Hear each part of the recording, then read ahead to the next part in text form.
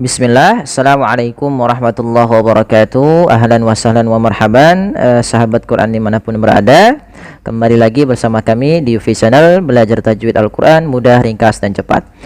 InsyaAllah pada kesempatan kali ini kita akan belajar hukum tajwid pada surah Al-Baqarah. A'udzu billahi minasy syaithanir rajim.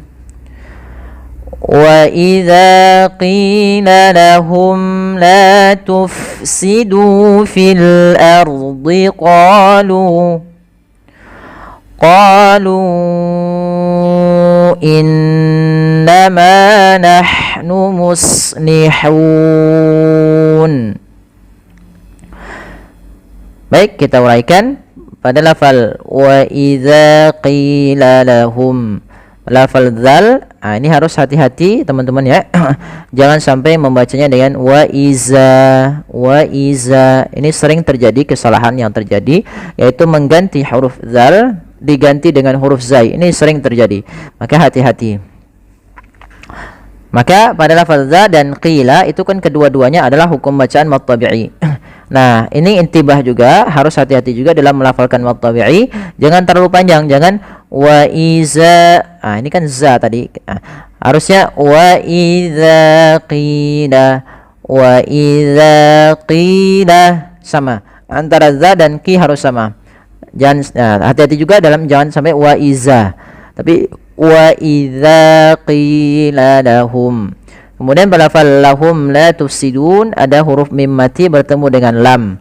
Mim mati bertemu lam, ini kita hukumi dengan bacaan izhar syafawi. Izhar artinya jelas, syafawi berasal dari kata syafah, yaitu syafatan, ada namanya makhraj syafatan, yaitu dua bibir kita. Yang mana mim termasuk daripada huruf yang kita keluarkan dari bibir kita. Maka cara membaca daripada ikhfa syafawi ini adalah suara mimnya harus jelas dan tidak boleh ditahan. Maka lahum la tufsidu. Kemudian la tuffa, jangan la tufsidu. Alirkan nafas dalam melafalkan fa, f gitu ya. La tufsidu fil ardi qalu. Fil ardi. Fil ardi qalu. Kemudian pada lafal fil ardi ya. Kemudian pada lafal fil ardi, ro-nya di sini ro tebal, fil ardi. Kemudian jangan sampai kita membaca dengan fil ardi, ro-nya tipis. Padahal ro-nya tebal. Karena kenapa dibaca tebal? Karena ro-nya sebelumnya adalah huruf fathah. Ro sukun sebelumnya fathah maka dibaca tebal. Kemudian di, huruf do jangan di. Jangan fil ardi qalu, tapi fil ardi. Fil ardi qalu. Fil ardi qalu. Kemudian pada lafal qalu innama. Di sini pada lafal lu innama ada namanya mad jaiz munfasil, yaitu pada lafal lu ada mad tabi'i, datang setelahnya di sini huruf hamzah. Kemudian sebelumnya ada tanda seperti ini, alif yang di tengahnya lingkaran, artinya alifnya dianggap tidak ada. Maka dia lu 2 harakat ketemu hamzah setelahnya, maka dia menjadi 4 harakat. Nah, inilah yang kita namakan dengan mad jaiz munfasil. Apabila adanya mad tabi'i bertemu dengan hamzah dan hamzah tersebut di lain kata, kita baca dengan bacaan mad jaiz munfasil, untuk kadarnya adalah 4 harakat. Maka qalu innama. Kemudian pada lafal innama di sini ada bacaan gunnah berupa nun yang berharokat tasydid.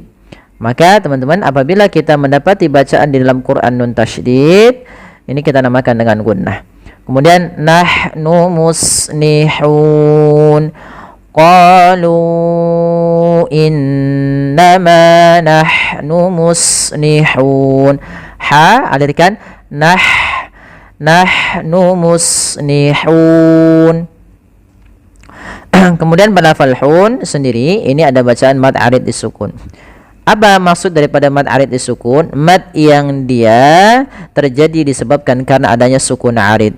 Sukun itu ada 2. Kan harokat sukun itu kan memang dia mati gitu ya. Nah, sukun itu ada dua macam, sukun asli atau sukun arid. Contoh nahnu, haknya di sini sukun asli. Sedangkan lafal hun itu kan nunnya yang kita matikan menjadi nun sukun. Nah, padahal nunnya awalnya berharokat fathah, muslihuna. Karena kita waqaf, maka nunnya menjadi sukun, muslihun. Nah, pada lafal inilah yang kita namakan dengan mad arid sukun. Adanya sukun arid yang di akhir bacaan yang ketemu sebelumnya ada huruf mad.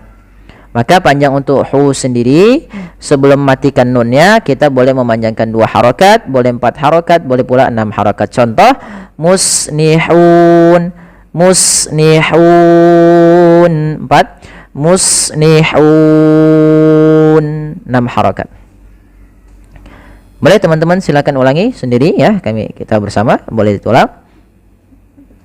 Ya, baik, bisa diulang sendiri gitu ya, tapi kita coba bersama.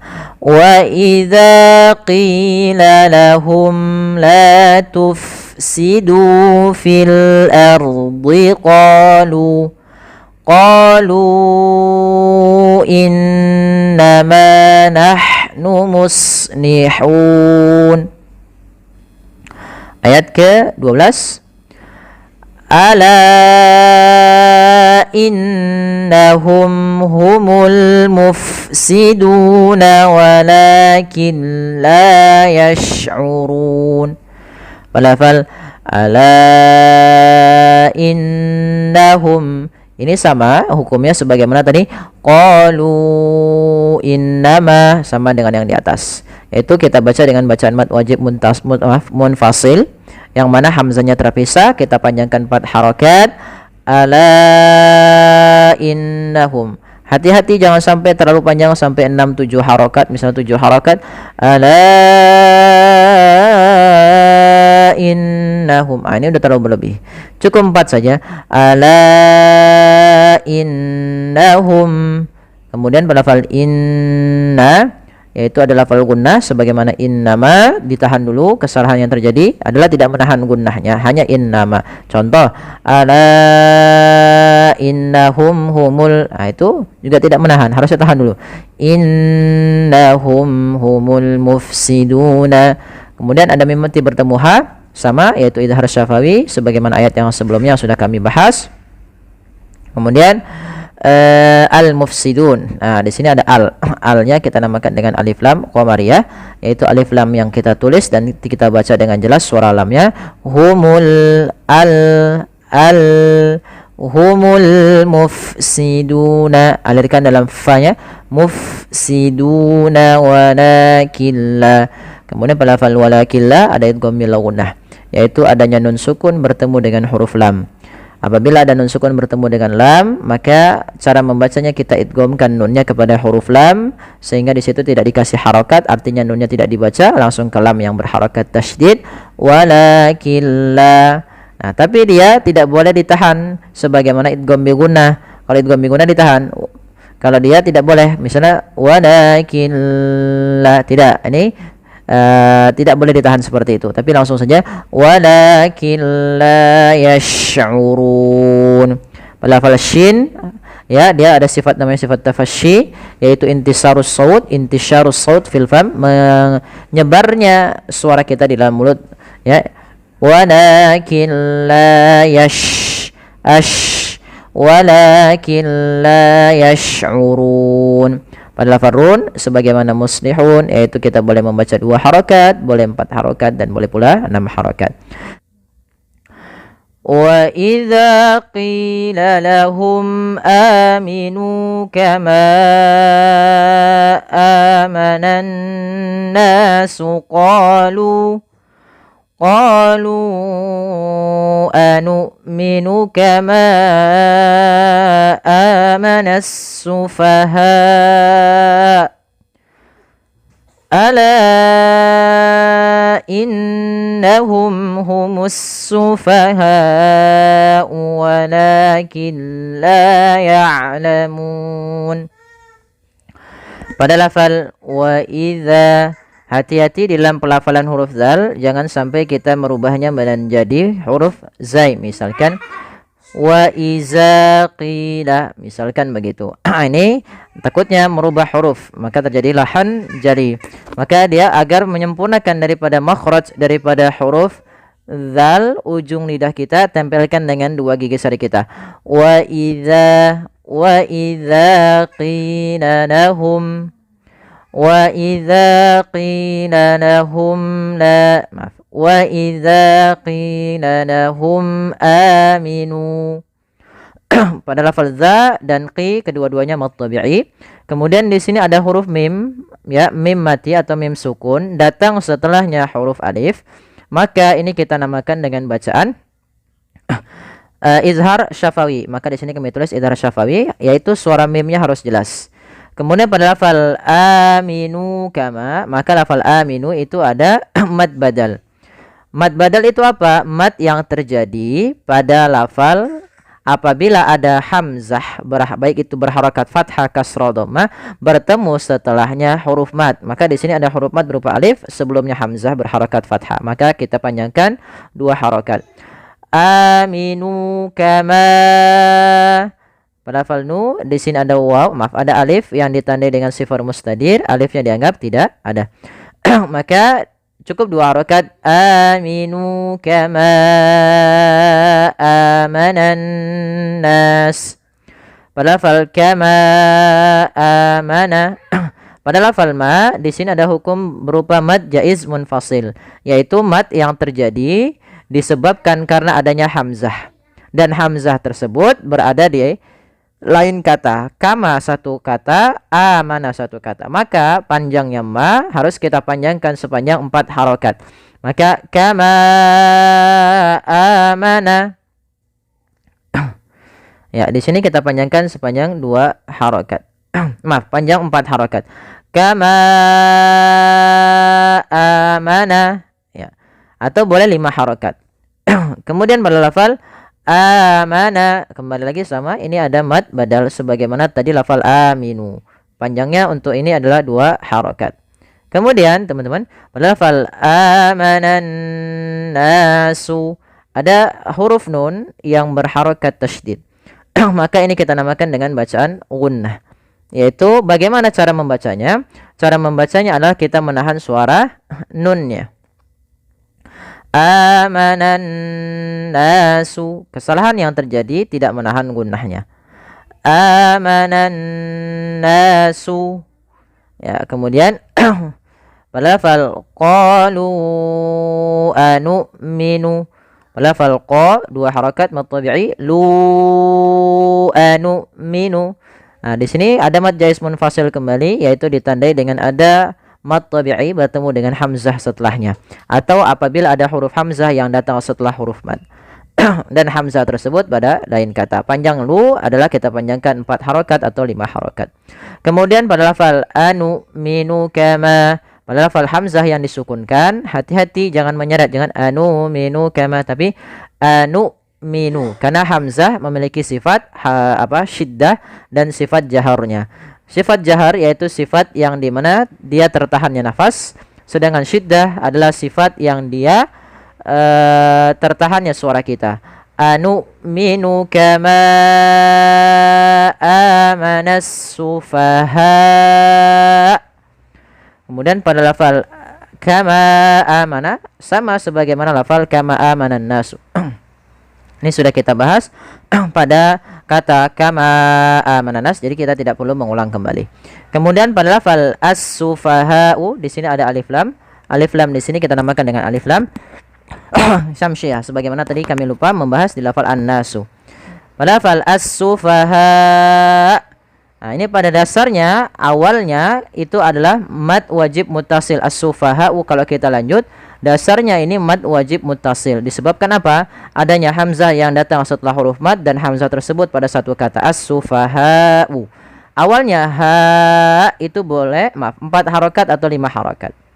Maka ini asalnya mad wajib muttasil. Karena kita waqaf pada lafal as-sufaha, maka ini bisa 3 kondisi. Yang pertama boleh 2 kondisi. Yang pertama kita boleh membaca 4 harokat, yang kedua 5 harokat, atau ke-6 harokat. Karena dia asalnya mad mad wajib muttasil, yaitu yang panjangnya 4 atau 5 harokat. Nah, di sini boleh 6 harokat. Maka kama amanas sufaha, as-sufaha, kalau 5 atau 6, as-sufaha. Baik. Nah, hamzahnya harus ditambahkan ketika untuk huruf hamzah. A-nya harus jelas karena dia sifatnya tertahan suara dan tertahan nafas. Kama amanas sufaha. Kemudian pada lafaz selanjutnya, ala innahum humus sufaha walakin la ya'lamun. Pada lafal ala innahum, pada lafal la di sini ada mad jaiz munfasil pada lafal la-nya karena dia bertemu dengan huruf hamzah yang mana hamzahnya berada di lain kata sebagaimana kata amana tadi. Kemudian kata akama amana, maka la kita panjangkan 4 atau 5 harakat. Ala innahum, pada lafal innahum ditahan suara nunnya karena di sini ada bacaan gunnah. Kesalahan yang terjadi tidak menahan gunanya. Contoh, ala innahum humus sufaha. Dia mentasydidkan tapi tidak menahannya. Kemudian ada mimat yang bertemu ha, ini sama sebagaimana bertemu dengan hamzah tadi, yaitu kita hukumi dengan bacaan izhar syafawi, harus dibaca jelas mimnya. Humus sufaha walakin la ya'lamun. Pada lafal as-sufaha di sini ada alif lam syamsiyah sebagaimana kata as-sufaha yang di atas. Kemudian pada lafal as-sufaha, nah di sini kita hukumi dengan bacaan mad wajib muttasil. Kalau yang di atas tadi kita bisa hukumi dengan mad arid disukun. Maka pada lafal ini as-sufaha ini kita namakan dengan mad wajib muttasil disebabkan hamzahnya pada satu kata. Panjangnya 4 atau 5 harakat. Kemudian walakin la ya'lamun. Di sini pada lafal la panjangkan 2 harakat karena dia mad tabi'i. Killa ya'lamun. Nun mati bertemu dengan lam. Maka ini kita namakan dengan bacaan idgham bila gunnah.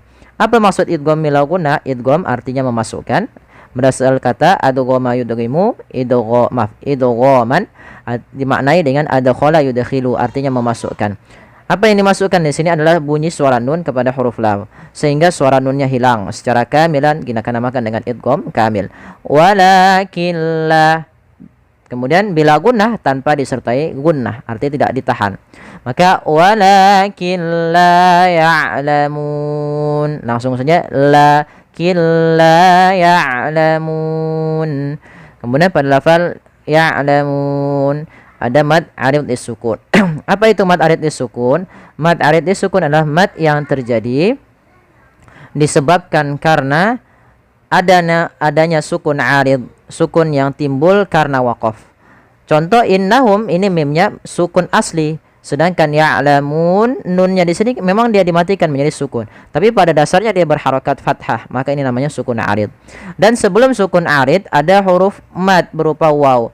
Maka lafal mun ini kita boleh membaca dengan 3 kondisi. Yang pertama boleh 2 harakat, yang kedua 4 harakat atau 6 harakat. Contoh la ya'lamun 2 harakat, la ya'lamun 4 harakat, atau la ya'lamun 6 harakat.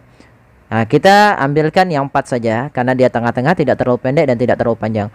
Walakin la ya'lamun. Kita coba ulang secara utuh ayatnya. Wa idza qila lahum aminu kama amanan nasu qalu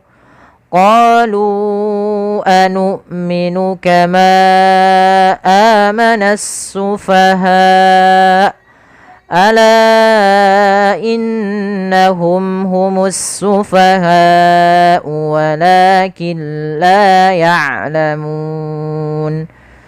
Ya, shadaqallahul azim.